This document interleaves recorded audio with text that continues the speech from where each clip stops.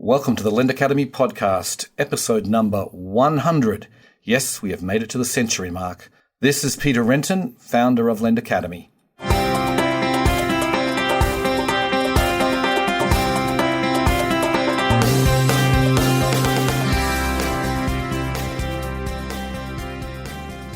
So for our special 100th episode, I thought we would take a step back and do something a little bit different. We're going to go back and look at some of the highlights of the Lend Academy podcast over the last 100 episodes. And it's not going to be just me. I'm going to bring in the Lend Academy team. The Lend Academy team is also the Lend It team when it comes to putting content together for all the Lend It conferences. We together, the four of us, put together all of the agendas. So what we want this to be is not just we're not going to go back and just look at just tell you what we like, but we're going to try and make it educational. We're going to tell everybody what we think are some of the key takeaways of some of the best podcasts that we've done. So with that, I'm going to let the team introduce themselves. Thanks, Peter. So my name is Ryan Lichtenwald. I've been part of the Lend Academy and Lend It team since 2015. My first ever Lend It conference was in 2014, so I've been around the space for quite a few years now and writing about the space and also helping out with the conference. I'll pass it over to Todd. Thanks, Ryan. My name is Todd Anderson. I've been with the Lend It team since 2015 as well. My primary role is working on each of the event agendas as well as our Lend It News and Lend Academy content. Many of you might know me as the speaker manager / content manager. And Jason, I'll pass it to you. Thanks, Todd. My name is Jason Jones. I'm one of the co-founders of Lend It with Peter and Bo Bruskern. And I wear a lot of different hats. I'm currently CEO of Lend It, but I'm also very active on the content team. By way of background, I was a research analyst and a portfolio manager. So I just enjoy going deep on companies, understanding what they do and how they're structured, and then understanding the competitive landscape around them. So I don't get to write all that often, but I do enjoy that. And then I also work on building the agenda with the team. Okay. Thank you, Peter. Okay. Thanks, guys. Before we get started, I want to go through some of the statistics for the Lend Academy podcast. I've never shared these publicly, and I thought now would be a good time to do it. So firstly, we're just going to go through the total downloads. I'm looking at our stats page right now. We've had 177,000 or almost 178,000 downloads total. That's obviously across 99 episodes before this one. And we have had, I want to go through the top 5 most downloaded podcasts of all time. So the number 1 most downloaded by quite a considerable margin actually is Catherine Petralia from Cabbage. That was podcast 42, recorded in July of 2015. And well, that podcast is quite amazing because it still gets, on average, more than 1 download a day. It's obviously almost 2 years old as we're recording this, but it has been by far the most popular podcast. We've had just under 4,000 downloads.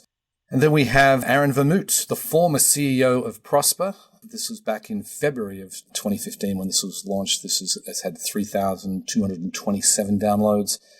Then we have Karen Mills at number 3. She was podcast 41, and that was also in July of 2015. She's the former head of the SBA and now a senior fellow at Harvard, and she has just over 3,000 downloads. Then we have Matt Burton, who I've actually had on twice, but his first podcast back in December of 2014 is the number 4 most downloaded, 2,859 downloads. And then we have the number 5 most downloaded podcast is Gilles Gade. He's a CEO of Cross River Bank, and he came in, that was in March of 2015 at 2,794 downloads. So that's basically the 5 most popular downloads of all time. And now I want to talk about geography, because it's interesting to look at, and you think this is a US podcast focused primarily on US content, but it's interesting to see the geographical background. Only 74% of the downloads come from the United States. So that means 26% is coming internationally. Obviously, the number 1 country is the US. Number 2 is the UK. The United States is at 132,000 downloads. UK, obviously a lot lower, 7,500. China is number 3, which is interesting because, obviously people don't speak English very much in China, but still that is number 3 at 6,462. Australia is number 4, my home country, at 3,790. And then Canada is number 5 at 2,200 downloads. So not big surprises there, but I think it's interesting to see the main countries. And the biggest download day ever was actually in February of this year, when we had just over 1,000 downloads, which happened the day after the Mike Cagney podcast came out. We are going to be talking about that in a little bit, but that's been the most downloaded day. And interesting, we record these. Typically, we publish these on a Friday. I do that because I know that people, like to, over the weekends, they can download them and listen to them as they're working out or going for a walk or what have you. And we always get a big day. It was always on the Saturday. It's the biggest day of downloads, happens on the Saturday every week. So that's a bit of the background on stats. Now I want to pass it over to Ryan. We're going to go through and talk about some of our favorite podcasts. We're going to have this sort of as an open discussion between the 4 of us and talk about what we learned on some of these. So over to you, Ryan. Thanks. So one of my favorite podcasts has to be Mike Cagney from SoFi. I guess firstly I'd say, I kind of have a soft spot for SoFi because I am a millennial. So I follow them pretty closely. But one of the things I love about Mike Cagney is that he's really open. He speaks his mind. And our recent podcast with him was, no exception. I find that I'm always kind of taking notes or going back and really trying to figure out how the business is doing, any numbers that he gives to kind of dig in deeper and understand the progress the company has made. I guess, from the last one, my perspective was, over the last year, they've come so far. They continue to deliver on additional products. So wealth management, insurance, and then actually in the podcast, Peter, you and him talked about the bank that they're offering, which actually got announced just after the podcast. Mm-hmm. And that's all within right around a year. So it's just fascinating how fast they're able to move and at scale as well. I think, one of the other things that is really interesting about the company is that, they're pretty open about, they're not necessarily beating on price, right? They're beating on customer service and providing, value to the SoFi community. And kind of around the SoFi community, they have, their dating events, their networking events. So they've really kind of turned traditional banking on its head, and they're super unique. And that's one of the things that I just love about SoFi. Mm-hmm. Yeah. And Jason, you're actually a SoFi customer. So why don't you tell us a little bit about your experience as a SoFi customer and also what you thought about that podcast? Yes, I'm happy to say that I'm in the SoFi Club, an exclusive club. It's an exclusive club, yes. Honored to be in the SoFi Club. I actually, Ryan and I decided one day that I wanted to refinance some credit card debt. So we chose 3 platforms. We chose Carrot, which was Cabbage's platform, and Best Egg, which is Marlette's platform, and SoFi. And we just decided to videotape my application process just to understand what the user experience was like at all 3 of those companies. I went into each one of them cold, so I directly typed in the URL and went through the process with them. And surprisingly, I was rejected at Cabbage and at Best Egg, and I was approved. I joined the club at SoFi. So I only had one option at the end of it, but the option was really good. The rates were extremely low. The user experience was excellent, and I'm very happy with the refinancing of the loan that I got. So now they offer me upselling things like mortgages and other products, and I definitely consider using other products that SoFi offers. I haven't been to a dating event yet. I am married. Yes, your wife might not like that. But I did go to their Mortgage One-on-One when they launched in New York, and that thing was packed. There was hundreds of people there.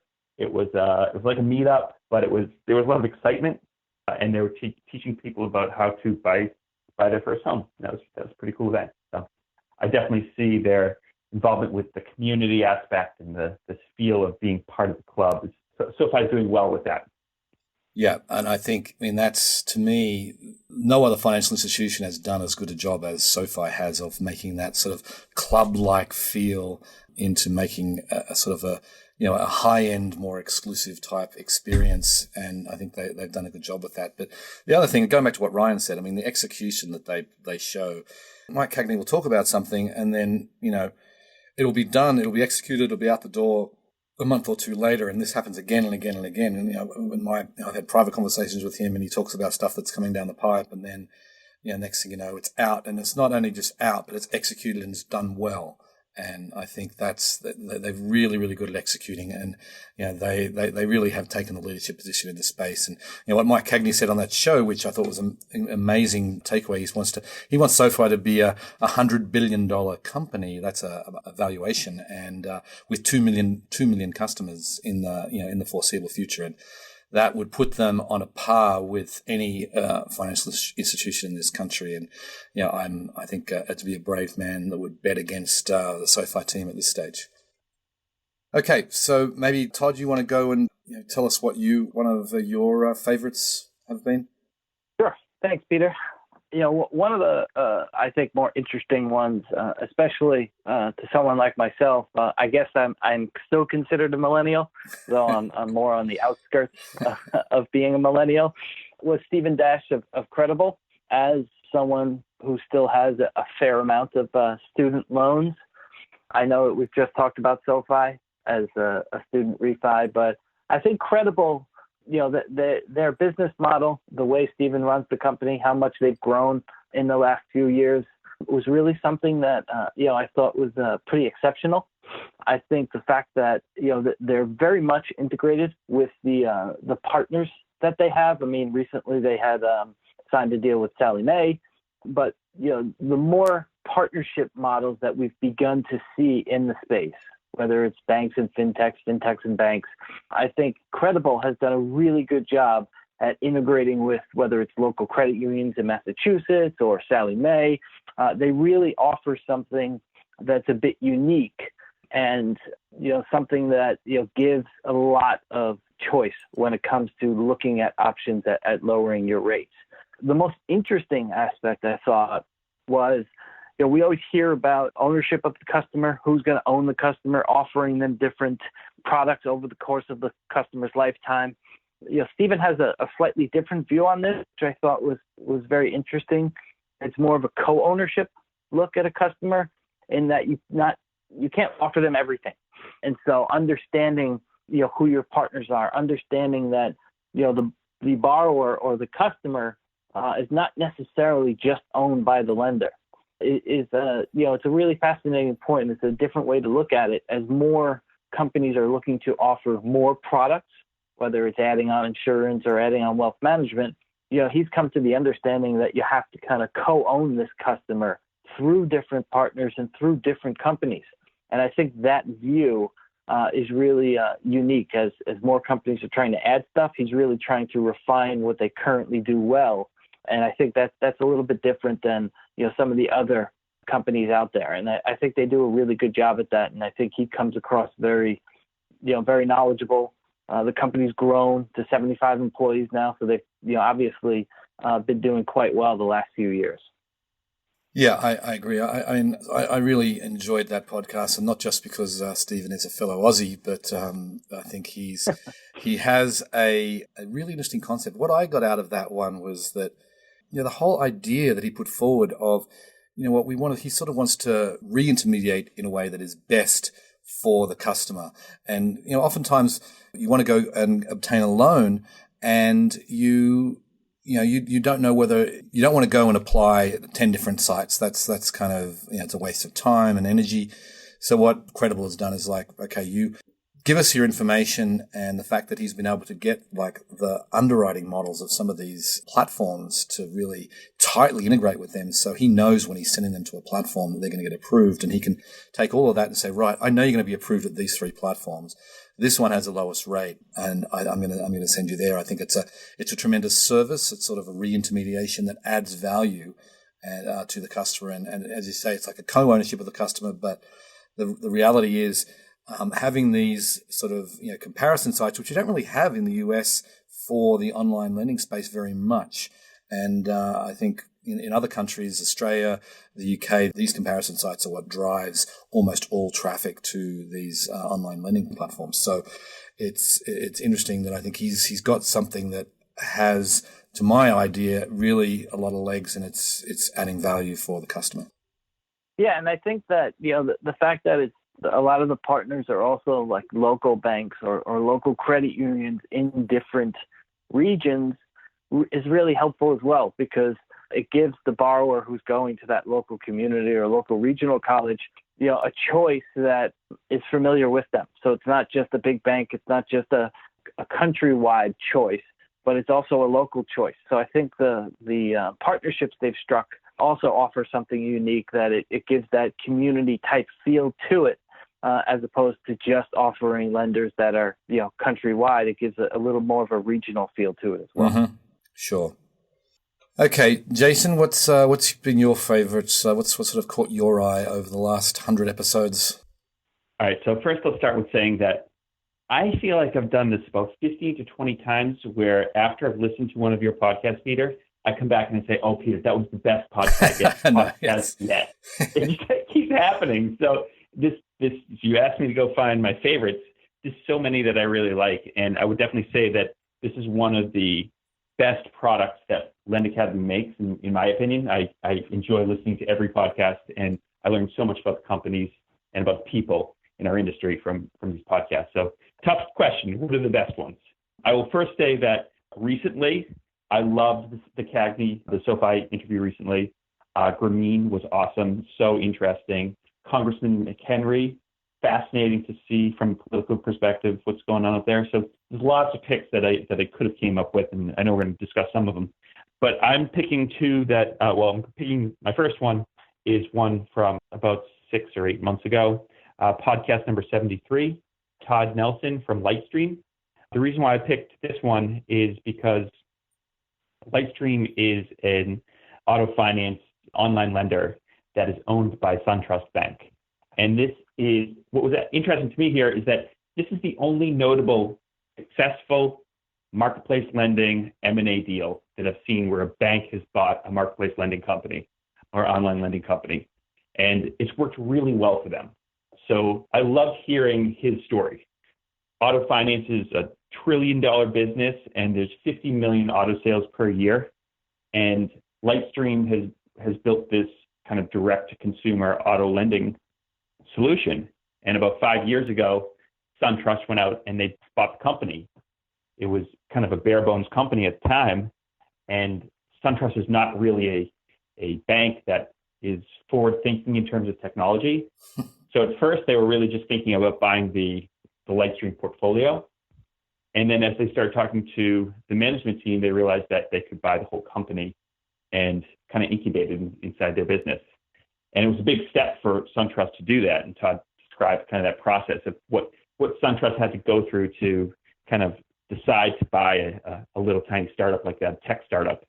But it's been incredibly successful. It took about 1.5 years for them to get the compliance right and to get the operations right before they relaunched it inside of SunTrust. And now that they have grown it from basically nothing to one of the top 5 online consumer lenders in the country with a huge presence in the auto finance space. So great story, great example of a successful M&A deal, and something that's a little bit under the radar. I don't think if most people talk about online lending, they think of Lending Club and Prosper and companies like that, but Lightstream's a great example of a bank that's done well in our industry. Yeah, no, I think I would echo those remarks. I think they have done well, and it is interesting. I mean, they have flown under the radar. They just haven't done a whole lot of branding and outreach that like company like SoFi has done.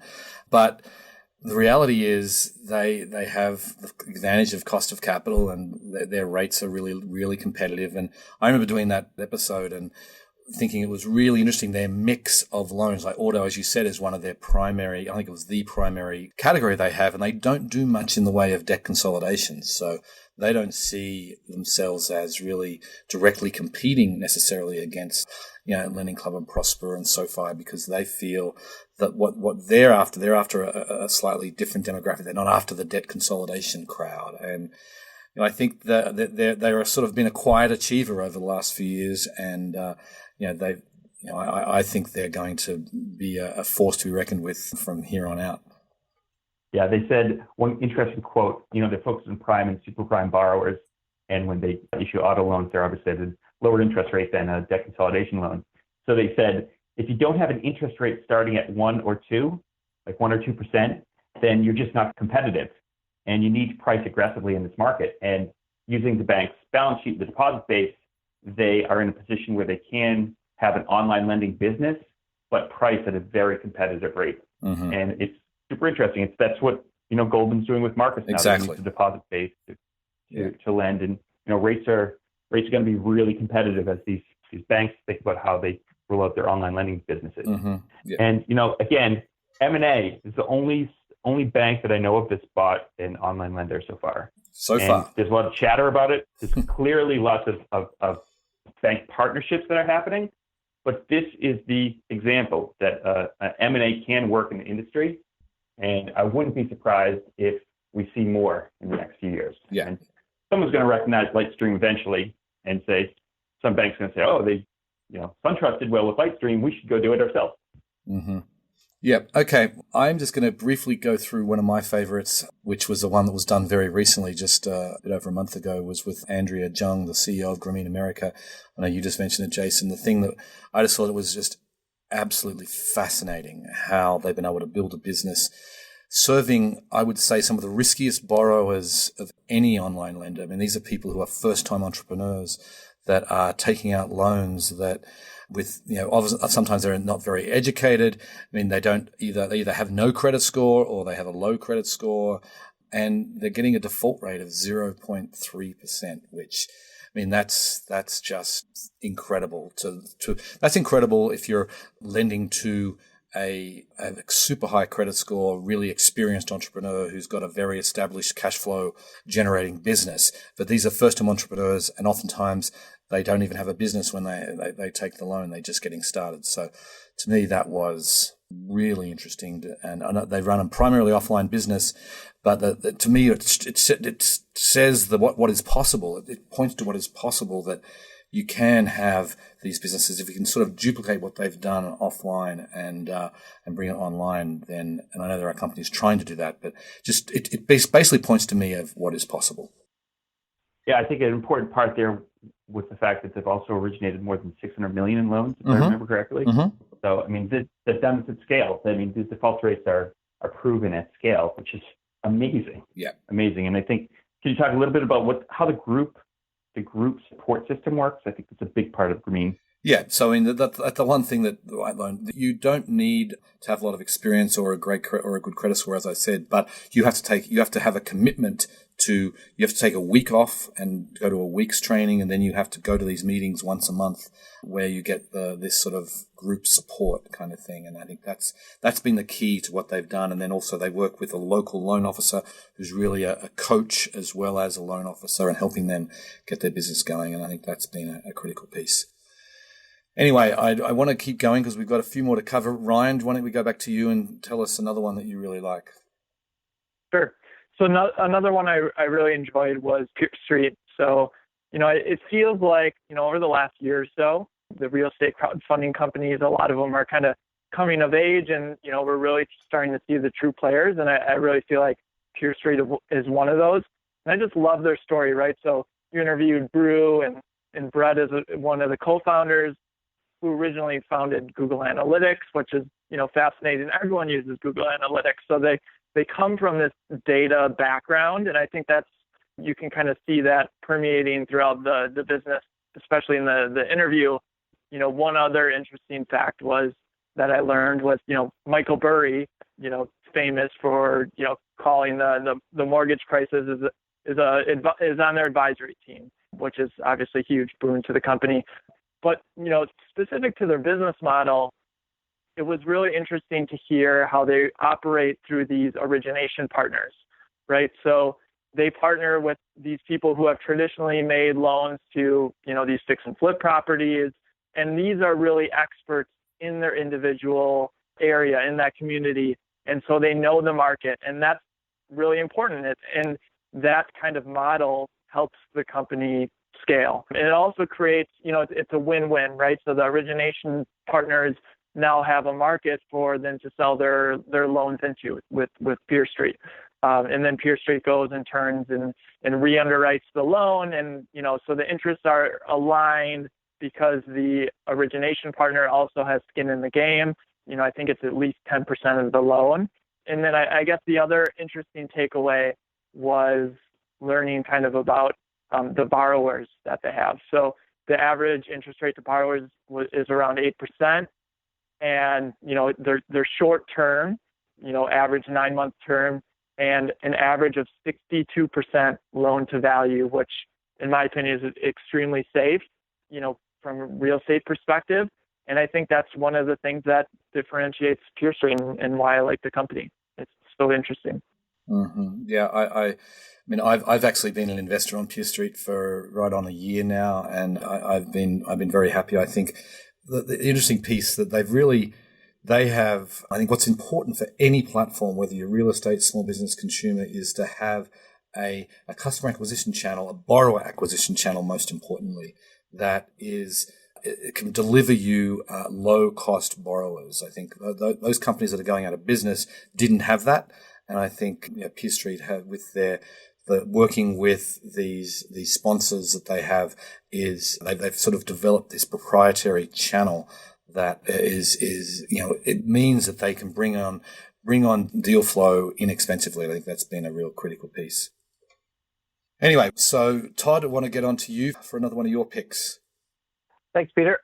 This next one I think was interesting because I think one thing that interests me in the online lending industry is lenders that focus on a specific niche.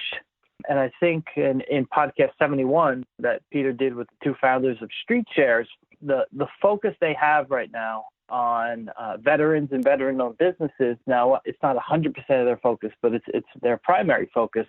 And as someone whose brother is a veteran, it's always unique to hear someone from a veteran background like Mark, where he used to tried people in Iraq for terrorism, to move then into lending. So the unique background of Mark and then Mickey, who's from South Africa, I think first interests me in the podcast, their unique backgrounds, and then focusing on the veteran community and using an affinity model, which is really what they pride themselves on, is using that community of veterans to then I guess you could say pressure the borrower into paying, but it's really a community-driven site and company that they're running.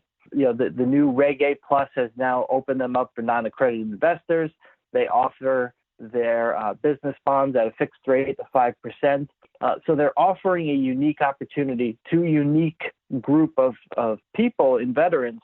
And I think it's just, it's something that it goes beyond just, lending to small businesses looking for scale and trying to get as many loans and capital as possible. It's looking at a different model, which is really focused on a specific community and offering them the best product that fits that community. And so I think it's a different way of looking at online lending. And I really like to look at some of those niche areas when looking and reading on companies. It's really I think an interesting space. And I think you see some more areas that are ripe to be targeted when it comes to niche areas. But, I think Mark and Mickey really do an interesting job over at Street Shares. And I thought it was, an interesting podcast that you did, Peter.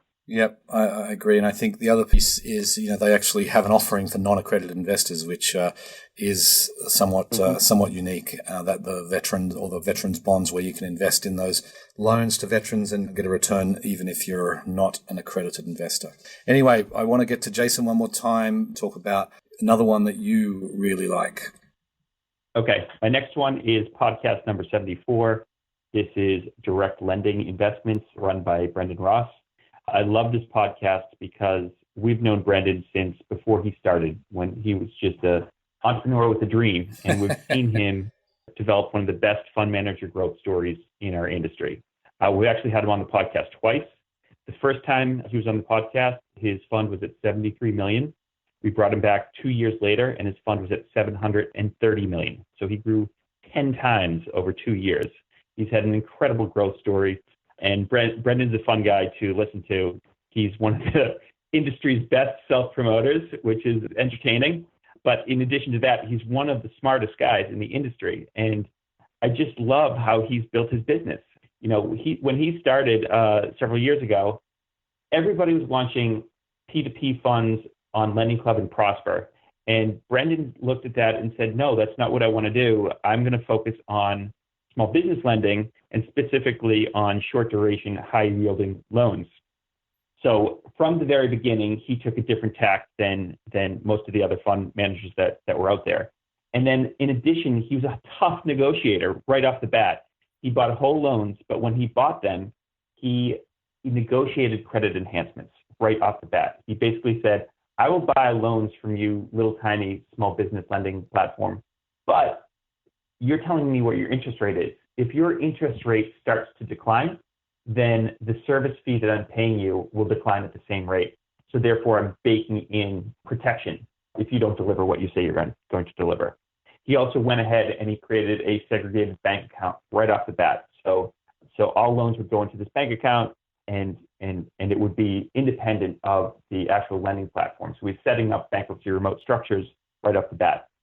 He also loved this segment because he could see the identity of the borrower. He knew the businesses he was lending to, and in some cases, he would talk to the owners and work directly with them. So lots of really interesting insight there right off the bat, and I think it set him in a different position than all the other new startup fund managers that were in the space.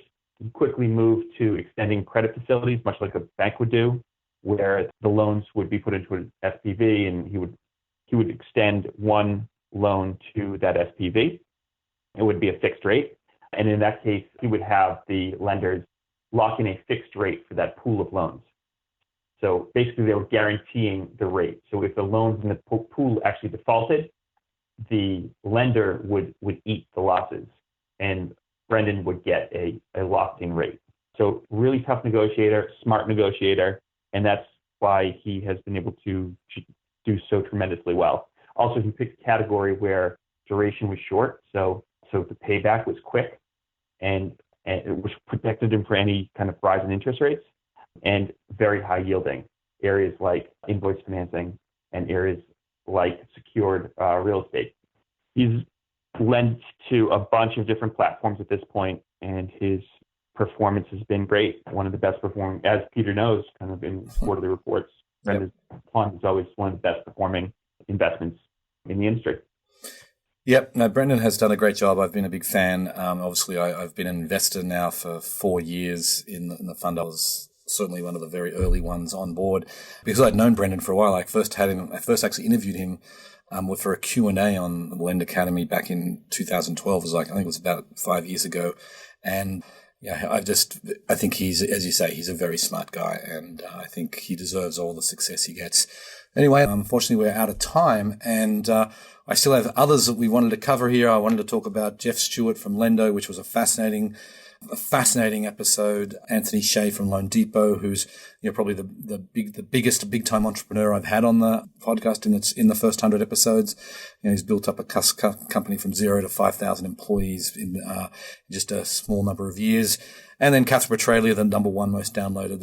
There is a reason her podcast is the number one most downloaded, and I think she had some really unique things to share. But we're out of time, so with that, I think we will wrap it up. I hope you found that useful, and I want to thank Jason, Todd, and Ryan for coming on the show and sharing your thoughts. Thanks, guys. Thank you, Peter. Thanks, Peter. I just want to share a little personal note on this, the occasion of our 100th podcast. I love my job. I love what I do. I love the industry. I enjoy putting the conferences together, working on the agenda, inviting speakers, and I enjoy the writing pieces on Lend Academy and doing the investing side and all of those. I really enjoy all the different pieces of my job. But the thing I enjoy most is this podcast. This is the thing that I feel like I get to sit down every week and talk with some of the most interesting people in the industry. And it's something that I truly love to do and I'm committed to doing it for the foreseeable future.